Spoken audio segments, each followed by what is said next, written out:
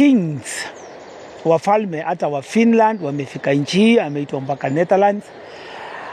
Ametunzwa mpaka na serikali ya Ujapanese, ametunzwa na serikali ya Uchina. Ametunzwa na serikali zote ambazo zina control uchumi wa nchi hiyo, zina control uchumi wa dunia. Haya yote ni kwa sababu wamejua nchi hii iko na madini ambaye inaweza kubadilisha uchumi not only wa nchi hii, lakini kubadilisha uchumi zao ambazo wanategemea. Mwaka uliopita nilitoa video na kusema National Intelligence Service wamekuwa wakitrain watu katika kambi yao ya Marmanet as jihadists. Lakini kumekuwa kugumu sana sababu raia wa Kenya ni kama wamekataa hii serikali. Na wamekuja kugundua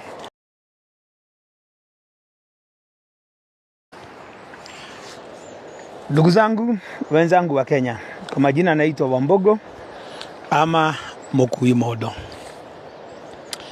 Na nina habari nataka kuwapasha wa Kenya kuhusu genocide ile imepangwa na sehemu zile imepangwa na sababu. Lakini mtakubali niwapatie historia kidogo. Mwaka wa 1957 serikali ya mkoloni ya Mwingereza ilicommission Russian scientists wafanye utafiti juu ya madini ambaye iko katika nchi hii. Wakati Kibaki alichukua ushukani, alijua haya maneno na pia yeye akakommission wanajeshi kufanya survey ya madini ambaye iko katika nchi hii. Serikali ya Uhuru ilifanya pia yale. Wakati serikali ya Ruto ilikuja ushukani, ilipata hizi ripoti. Na kazi ya kwanza Ruto alifanya ni kujaribu kuchukua shamba ya Davivi ya Naivasha sababu alijua kuna clinker. Hizo ripoti ziko mkononi mwa rais wa nchi hii, iko mkononi mwa Waingereza, na pia Wafaraja wamepata hiyo ripoti, na pia Waamerikana pia wamepata hiyo ripoti. Si bura umeona rais wa nchi hii Ruto, ingawa amefanya mengi mabaya, sio kuua vijana, sio ufisadi, sio wizi, amekuwa ni mrafiki wa nchi zote za nje.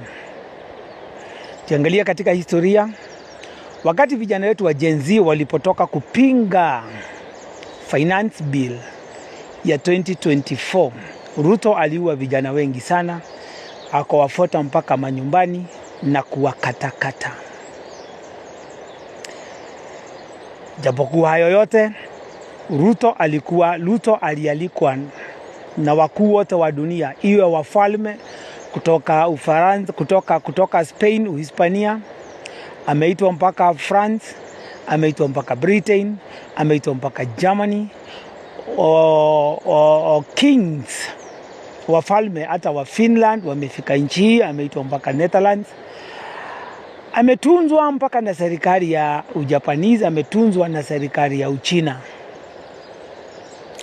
Ametunzwa na serikali zote ambazo zina control uchumi wa nchi hiyo, zina control uchumi wa dunia. Haya yote ni kwa sababu wamejua nchi hii iko na madini ambaye inaweza kubadilisha uchumi not only wa nchi hii, lakini kubadilisha uchumi zao ambazo wanategemea. Mimi mnajua mimi ni mzee wa maombi, I'm an intercessor and I am a priest of the Almighty Jehovah. Amenipa ujumbe na niko naye.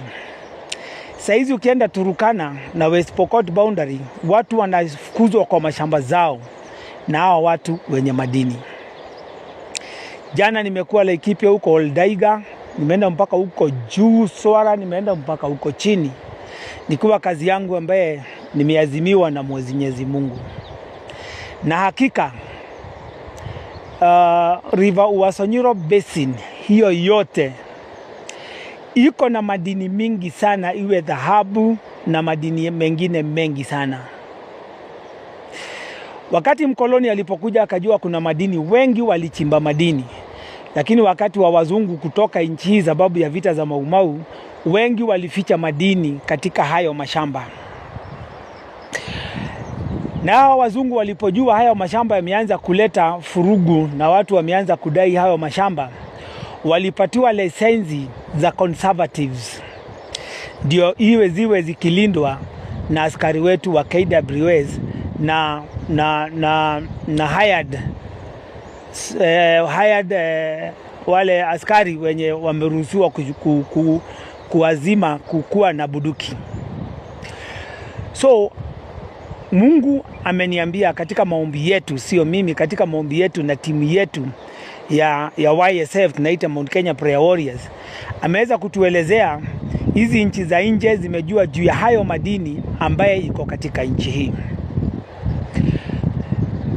Mwaka uliopita nilitoa video na kusema National Intelligence Service wamekuwa wakitrain watu katika kambi yao ya Marmanet as jihadists.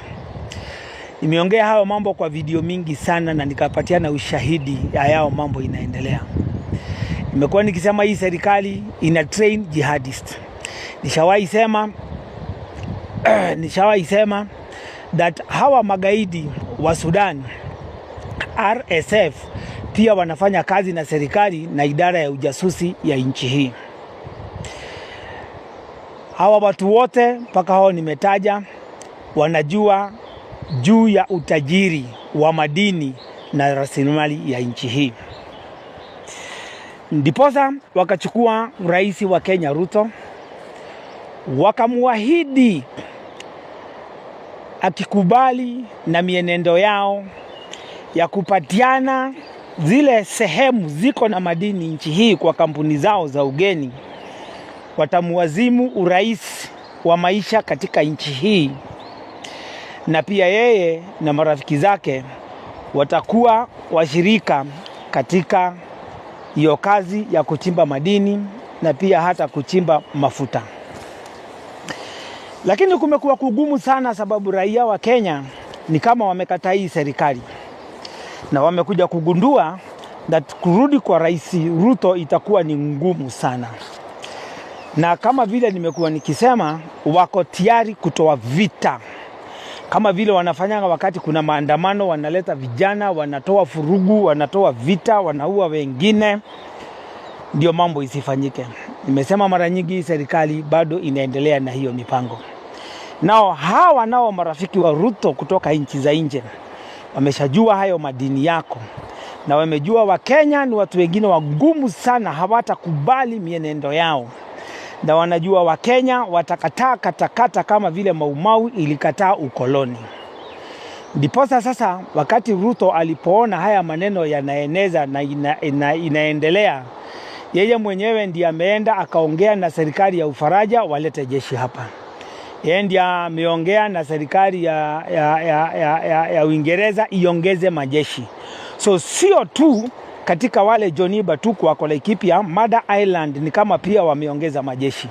Mungu ametuonesha ndege za C-134 na Boeing zikileta wanajeshi nchi hii ili kujipanga juu ya mwaka ujao. So wamepanga nini? Wamepanga tukikaribia uchaguzi kutatoka furugu. Hao magaidi wao ambao wamefunza watatoa furugu. Nchi itaonekana ni kama imeanza kuharibika. Mwaka huo kuna watu wengi sana wataacha serikali wataacha kazi kwa kuritaya sekta mingi sana za security. So wamepanga wa magaidi watatoa furugu nchi mzima, kama vile wametoa saa hii kuna furugu huko Turkana West Pokot, pahali wameanza kuchimba madini na wameanza kufukuza watu. So watatoa furugu katika zile sehemu wanajua ziko na madini, na zile sehemu ambazo ziko na kura nyingi ambazo zinaweza tuma Ruto ambaye ni kibaraka yao azishinde. So hao wakitoa hiyo furugu, haya majeshi yamekuja ya Ufaraja, ya Uingereza, ya Amerikana, watakuja ni kama wanakuja kufamia nchi ati ni kuleta amani. Hayo yote yamepangwa mpaka na United Nations, na ndio wanaweka headquarters zao huku. Ati sasa watasema wanakuja kuprotect British interest, wamekuja kuprotect interest za Waingereza, wamekuja kuprotect interest za Amerikana, na wataleta furugu na kama ile tunaona katika nchi ya Kongo. Sababu ni nini? Katika maombi yangu Mungu amenieleza, na Mungu anaongea. Mungu sio kama ule wa Roma mwenye anakuwa bubu ama wa mchongo. Mungu anaongea. Na amesema hawa watu wamekuja kujua vile madini ya Kongo imechimbwa kwa miaka mingi ni kama inaangamia.